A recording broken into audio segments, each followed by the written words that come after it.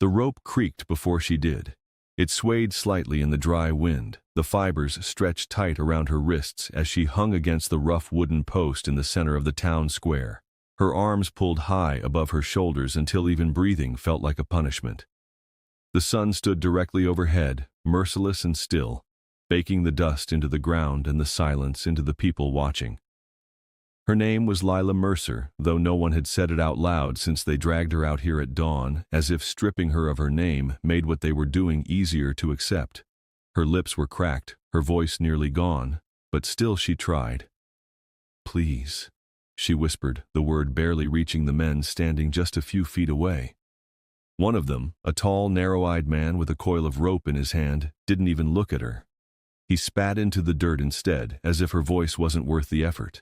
The other, thicker, heavier, the one who had ordered this, stepped closer, tilting his head as he studied her face like it was something already broken. "No one's coming," he said quietly, not loud enough for the crowd, just for her. "You should have known better." A few doors shifted open along the street, just enough for eyes to peek through. No one stepped out. No one spoke. A woman on a balcony turned away. A man near the saloon lowered his gaze. The town had decided already.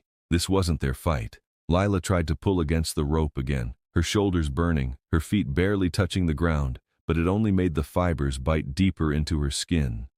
The post behind her was warm from the sun, solid and unyielding, like the judgment pressing in from every direction.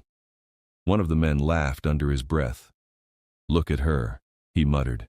"Still thinks someone cares." And for a moment, it almost felt true. The wind died. The street went still. And then, from the far end of the road, a single set of footsteps broke the silence. Not rushed, not loud, just steady enough to be heard by the ones who were listening for anything to change. He didn't announce himself, didn't call out. He just walked, boots pressing into the dust, with a calm that didn't belong to this place. The brim of his hat cast a shadow over his eyes, his face unreadable as he came into view, stopping just at the edge of the crowd that had formed without admitting it had. No one greeted him, no one warned him. The men at the post hadn't noticed yet, still wrapped up in their own small cruelty. But Lila did. Through the blur of heat and pain, she lifted her head just enough to see him standing there. Still, quiet, watching. Not angry, not afraid. Just present. And for the first time since they tied her up, something shifted inside her. She didn't know who he was. But she stopped begging. The moment stretched longer than it should have, like the town itself was holding its breath, unsure whether this new presence meant anything at all. The stranger didn't move right away. He stood there with the same quiet weight, letting the scene unfold in front of him, as if measuring something no one else could see. Finally, one of the outlaws turned, catching sight of him. His expression changed, not fear, not yet, but irritation, like someone had stepped into a story that wasn't theirs. "What are you looking at?" he called out, his voice cutting through the heat. The stranger didn't answer. He took a single step forward, slow enough to seem almost casual, but deliberate enough that the dust rose softly around his boots. That was when the second man, the heavier one, noticed him too. He straightened, eyes narrowing beneath the brim of his hat. "You got business here?" he asked, louder this time, making sure the crowd heard it.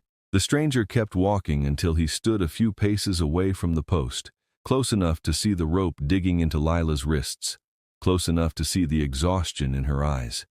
He didn't look at the men first. He looked at her, just for a moment. And in that moment, something passed between them, something quiet, something certain. Then he turned his gaze to the men. The street tightened around them, every onlooker suddenly aware that whatever happened next would break the silence they had all been hiding behind. "You should leave," the thinner outlaw said, his hand drifting toward his gun, not fully committed, but ready to become something more. The stranger's face didn't change. He didn't reach for a weapon, didn't raise his voice.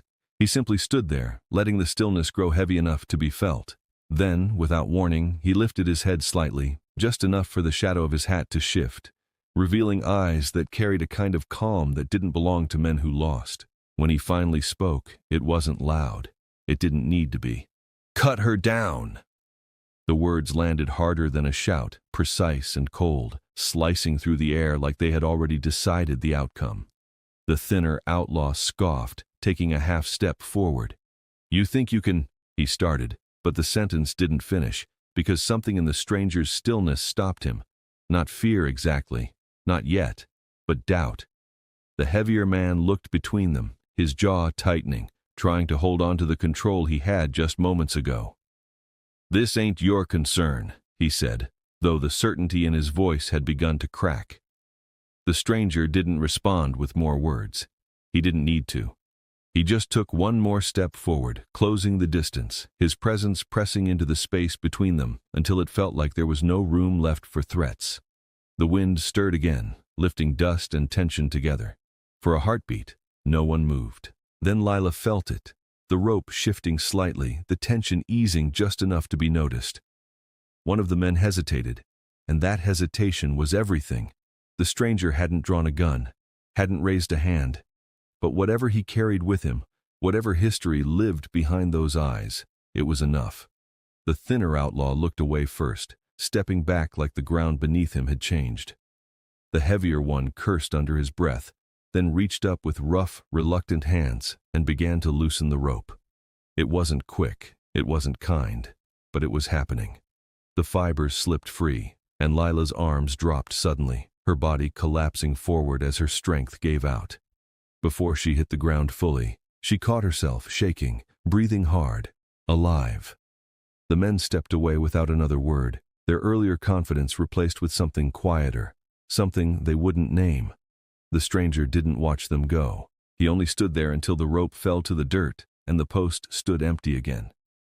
Lila stayed where she was for a moment, her hands trembling as she looked up at him, searching for something. An explanation, a reason, a name. "Why?"